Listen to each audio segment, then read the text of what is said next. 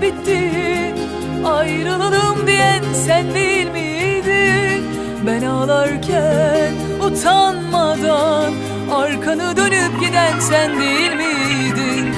Aramızda her şey bitti, ayrılalım diyen sen değil miydin? Ben ağlarken utanmadan arkanı dönüp giden sen değil miydin? Hayırdır, ne oldu, pişman mısın?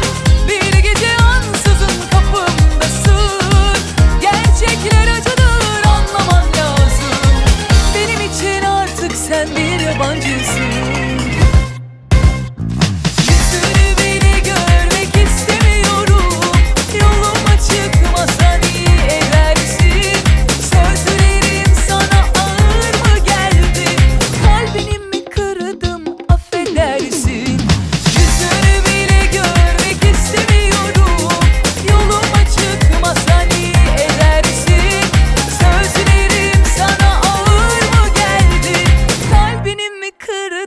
Affedersin.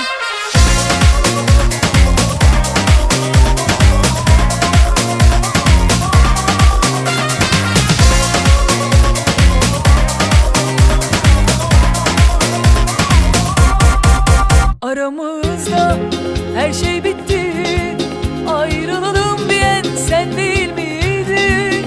Ben ağlarken utanmadan arkanı dönüp giden sen değil miydin?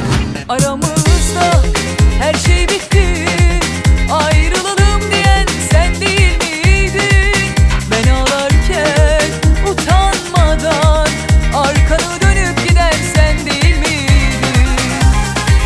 Hayırdır, ne oldu, pişman mısın?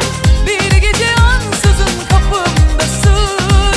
Gerçekler acıdır, anlaman lazım. Benim için artık sen bir yabancısın.